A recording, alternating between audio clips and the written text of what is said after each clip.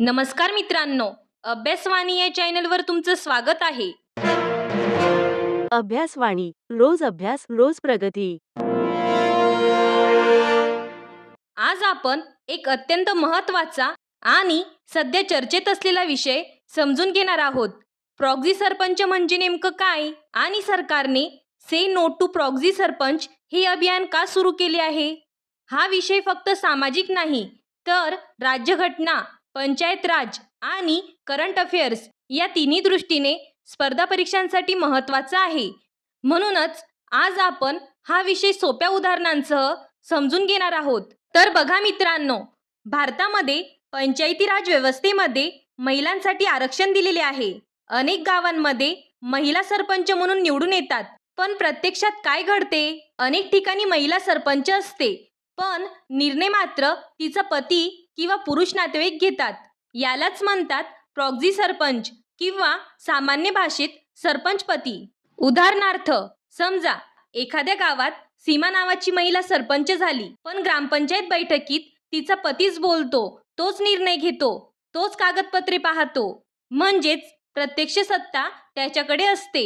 म्हणूनच त्याला म्हणतात प्रॉक्सी सरपंच. ही समस्या देशातील अनेक राज्यांमध्ये दिसून येत आहे. म्हणूनच केंद्रीय पंचायती राज मंत्रालयाने एक महत्त्वाचे अभियान सुरू केले आहे.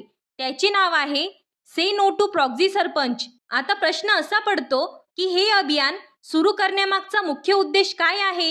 चला तर मग या अभियानाची प्रमुख उद्दिष्टे थोडक्यात समजून घेऊया. सर्वात पहिला उद्देश म्हणजे गाव पातळीवर महिलांच्या नेतृत्वाचा विकास करणे. कारण अनेक ठिकाणी महिला सरपंच निवडून येतात, पण प्रत्यक्ष निर्णय त्यांचे पती किंवा पुरुष नातेवाईक घेतात. म्हणूनच दुसरे महत्त्वाचे उद्दिष्ट आहे निवडून आलेल्या महिलांना स्वतंत्रपणे निर्णय घेण्यासाठी प्रोत्साहन देणे. यासोबतच आणखी एक महत्त्वाचा उद्देश म्हणजे प्रॉक्सी सरपंच किंवा सरपंचपती ही प्रथा थांबवणे. म्हणजेच बघा मित्रांनो, या अभियानाचा मुख्य हेतू असा आहे की ज्या महिलांना लोकांनी निवडून दिले आहे त्यांनाच प्रत्यक्ष अधिकार आणि नेतृत्व मिळाले पाहिजे. तर बघा मित्रांनो, या अभियानाचा मुख्य उद्देश आपण पाहिला की महिला सरपंचांना प्रत्यक्ष अधिकार मिळवून देणे आणि प्रॉक्सी सरपंच ही प्रथा थांबवणे. पण हा बदल घडवण्यासाठी लोकजागृती करणे देखील तितकेच महत्त्वाचे आहे. म्हणूनच सरकारने विविध माध्यमांचा वापर करून जनजागृती सुरू केली आहे.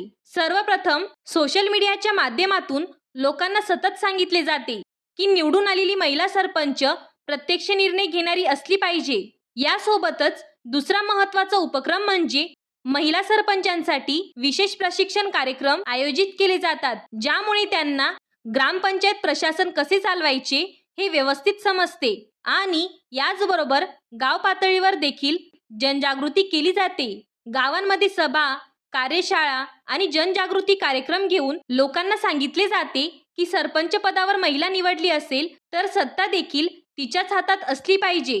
म्हणजेच या सर्व उपक्रमांद्वारे महिला नेतृत्व मजबूत करणे आणि प्रॉक्सी सरपंच ही प्रथा कमी करणे हा या अभियानाचा मुख्य प्रयत्न आहे. तर बघा मित्रांनो, आपण आत्ताच पाहिले की से नो टू प्रॉक्सी सरपंच या अभियानाद्वारे लोकजागृती केली जात आहे आणि महिला सरपंचांना प्रत्यक्ष अधिकार मिळवून देण्याचा प्रयत्न केला जात आहे.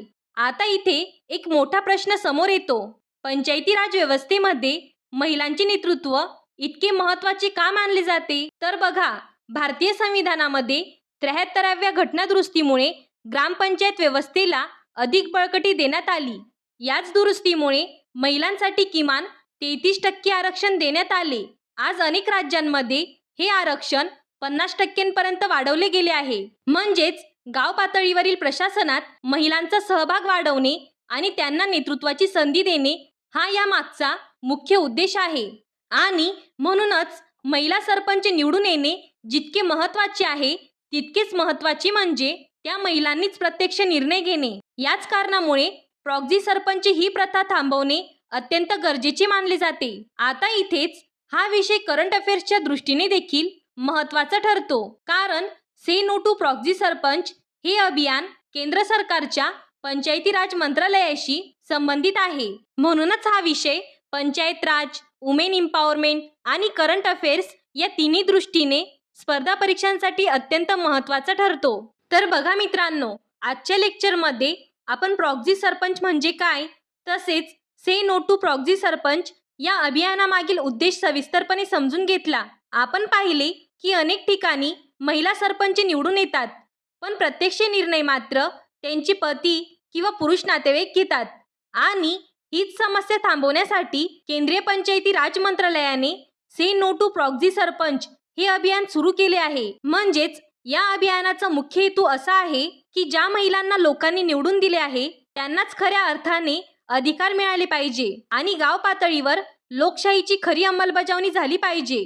म्हणूनच हा विषय फक्त सामाजिक नाही, तर पंचायत राज, वुमेन एम्पॉवरमेंट आणि करंट अफेअर्स या तिन्ही दृष्टीने अत्यंत महत्त्वाचा ठरतो. आणि विशेष म्हणजे अशा सरकारी अभियानांवर आधारित प्रश्न स्पर्धा परीक्षांमध्ये विचारले जाण्याची शक्यता असते. त्यामुळे हा टॉपिक एक्झाम पॉइंट ऑफ व्ह्यूने देखील लक्षात ठेवणे गरजेचे आहे. तर बघा मित्रांनो, अशाच प्रकारचे पॉलिटी आणि करंट अफेअर्सचे महत्त्वाचे विषय आपण या चॅनलवर सोप्या भाषेत समजून घेत राहणार आहोत. हा व्हिडिओ उपयुक्त वाटला असेल तर चॅनलला लाईक, शेअर आणि सबस्क्राईब करा. अभ्यासवाणी म्हणजे कन्सेप्ट बेस्ड लर्निंग. थँक्यू. अभ्यासवाणी रोज अभ्यास रोज प्रगती.